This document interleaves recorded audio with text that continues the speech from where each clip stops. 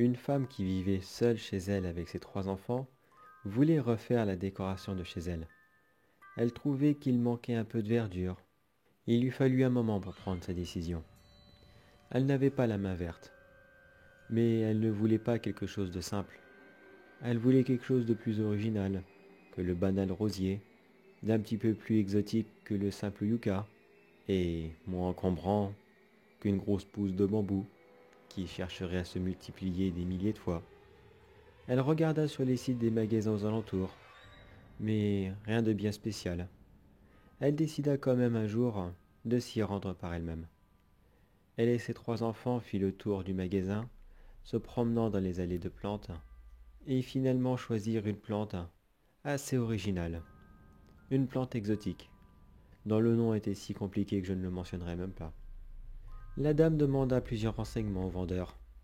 Comment s'en occuper, si elle était une grande consommatrice d'eau, ou de lumière naturelle, ou même si elle avait besoin d'un produit spécial. Le vendeur la rassura rapidement. Certes, elle était très belle, elle était très originale, mais rien de bien exceptionnel. L'arroser simplement une fois par jour suffira, lui dit-il. En rentrant chez elle, elle suivit les conseils du vendeur. Elle l'installa près d'une fenêtre pour qu'elle puisse profiter le plus possible de la lumière naturelle et la laissa se mettre à l'aise dans son nouvel espace. Elle voulut l'arroser le lendemain. Une cinquantaine de centilitres d'eau lui suffit amplement, lui avait dit le vendeur la veille. Elle arrosa la plante, et aussitôt celle-ci se mit à se secouer. Surprise, la dame regarda partout sur la plante s'il y avait un quelconque mécanisme, quelque chose, un petit boîtier. Après tout, peut-être qu'elle avait acheté une plante artificielle. Ne trouvant rien, elle se rassura, mais resta quand même intriguée. Une plante qui danse, pourquoi pas? Elle n'y porta pas plus attention et elle retourna à ses activités journalières. Le lendemain, elle arrosa de nouveau sa plante. Et comme la veille, celle-ci se mit à se secouer.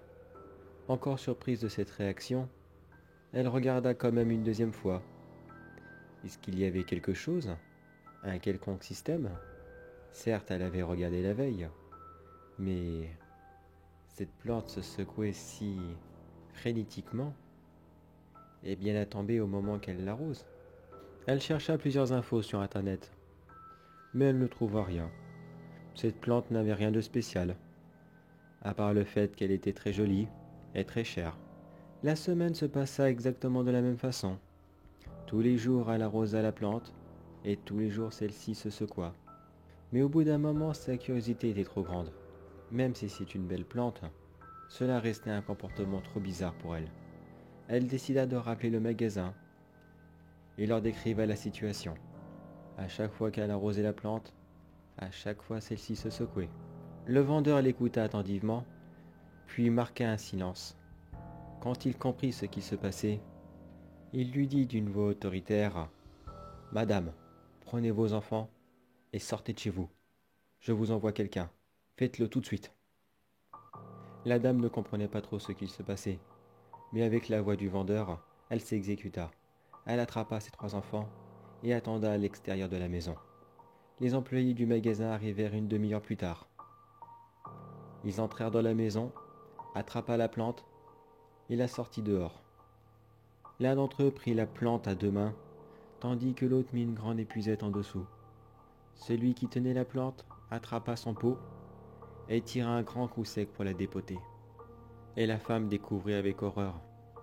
À la place de terreau et de racines, s'y trouvait un énorme nid de mygales. Ces arachnoïdes devaient déjà être installés dans les racines quand les cultivateurs l'avaient prélevé dans la nature. C'étaient eux qui faisaient trembler la plante quand la dame l'arrosa tous les matins. L'un des vendeurs rassura la dame, lui disant que normalement, aucune d'entre elles n'était sortie du nid. Elle n'aime pas trop la température ambiante de notre pays.